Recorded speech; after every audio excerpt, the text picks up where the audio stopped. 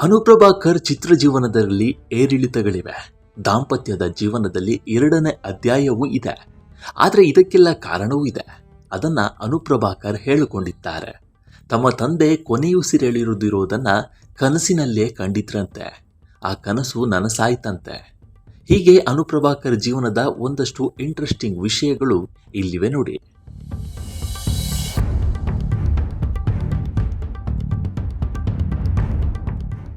ಸ್ನೇಹಲೋಕ ಚಿತ್ರದ ಒಂದೇ ಉಸಿರಂತೆ ಹಾಡನ್ನ ಕಲಿತುಕೊಳ್ಳಲು ಟೇಪ್ ರೆಕಾರ್ಡರ್ ಕೊಟ್ಟಿದ್ದರು.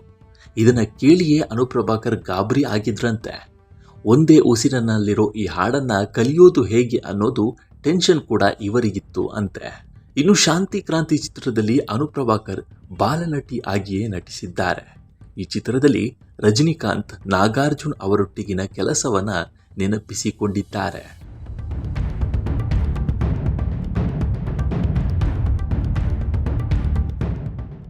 ಅನುಪ್ರಭಾಕರ್ ಅವರಿಗೆ ಒಂದು ಕನಸು ಬಿದ್ದಿತ್ತು. ಅಪ್ಪ ತಾವು ಇರೋ ಮನೆಯಲ್ಲಿ ಸತ್ತು ಹೋಗ್ತಾರೆ.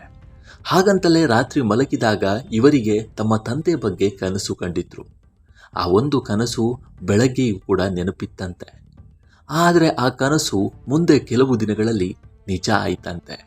ಪ್ರೀತಿಯ ಅಪ್ಪ ಹೋಗಿರೋದನ್ನ ಅಷ್ಟೇ ಬೇಸರದಿಂದಲೇ ಇಂದಿಗೂ ನೆನಪಿಸಿಕೊಳ್ತಾರೆ ಅನುಪ್ರಭಾಕರ್. ಅನುಪ್ರಭಾಕರ್ ಅವರಿಗೆ ಕನಸು ನೆನಪಿರುತ್ತವೆ.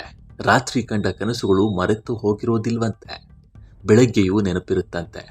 ಅದನ್ನು ಹೇಳಿಕೊಳ್ಳುವ ಅನುಪ್ರಭಾಕರ್ ಅವರಿಗೆ ಒಂದು ಬೇಸರ ಇದೆ.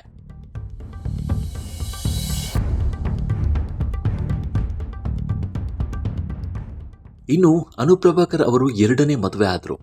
ನಟ ರಘು ಮುಖರ್ಜಿ ಅವರನ್ನ 2ನೇದಾಗಿ ಮದುವೆ ಆಗಿದ್ದಾರೆ. ಆದರೆ ಅದಕ್ಕೂ ಮೊದಲು ಅನುಪ್ರಭಾಕರ್ ಅವರು ಅಭಿನಯ ಶಾರದೆ ಜಯಂತಿ ಅವರ ಮಗ ಕೃಷ್ಣಕುಮಾರ್ ಅವರನ್ನ ಮದುವೆ ಆಗಿದ್ರು. 10 ವರ್ಷದ ಬಳಿಕ ಡಿವೋರ್ಸ್ ಪಡ್ಕೊಂಡ್ರು. ನಮ್ಮ ಜೀವನದ ಬಗ್ಗೆ ಯಾರಿಗೂ ಗೊತ್ತಿಲ್ಲ, ಆದರೂ ಕೆಟ್ಟದಾಗಿಯೇ ಕಾಮೆಂಟ್ ಮಾಡ್ತಾರೆ. ಒಂದು ಯೂಟ್ಯೂಬ್ ಚಾನಲಲ್ಲಿ 2ನೇ ಮದುವೆ ಆದ ನಟಿಯರು ಅನ್ನುವ ಸುದ್ದಿ ಇತ್ತು.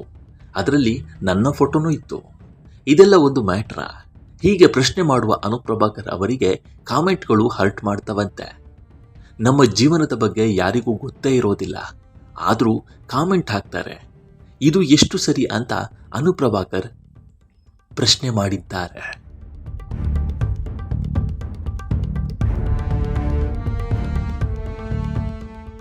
ಅಭಿನಯ ಶಾರದೆ ಜಯಂತಿ ಅವರ ಬಗ್ಗೆಯೂ ಅನುಪ್ರಭಾಕರ್ ಮಾತನಾಡಿದ್ದಾರೆ. ಜಯಂತಿ ಅವರ ಪುತ್ರ ಕೃಷ್ಣಕುಮಾರ್ ಜೊತೆಗೆ 10 ವರ್ಷ ಜೀವನ ಮಾಡಿದ್ದಾರೆ. ಈ ಒಂದು ಸಮಯದಲ್ಲಿ ಜಯಂತಿ ಅಮ್ಮ ತುಂಬಾನೇ ಸಪೋರ್ಟ್ ಮಾಡಿದ್ದಾರೆ. ಚೆನ್ನಾಗಿ ರೆಡಿಯಾಗಿಲ್ಲ ಅಂದರೆ ಆಯಿತು, ತಮ್ಮದೇ ಒಂದು ವಸ್ತುವನ್ನು ಕೊಟ್ಟು ಚೆನ್ನಾಗಿ ರೆಡಿಯಾಗು ಅಂತ ಹೇಳ್ತಾ ಇದ್ರು. ನಾನು ಮಾಡಿರೋ ತಪ್ಪು ನೀನು ಮಾಡಬೇಡ ಅಂತಲೂ ಹೇಳ್ತಾ ಇದ್ರು ಅನ್ನೋದನ್ನ ಅನುಪ್ರಭಾಕರ್ ನೆನಪು ಮಾಡಿಕೊಂಡಿದ್ದಾರೆ. ಈ ವಿಡಿಯೋ ನಿಮಗೆ ಇಷ್ಟವಾಗಿದ್ರೆ ಲೈಕ್ ಮಾಡಿ, ಶೇರ್ ಮಾಡಿ ಮತ್ತು ನಮ್ಮ NCIB ಚಾನಲನ್ನು ಸಬ್ಸ್ಕ್ರೈಬ್ ಮಾಡಿ.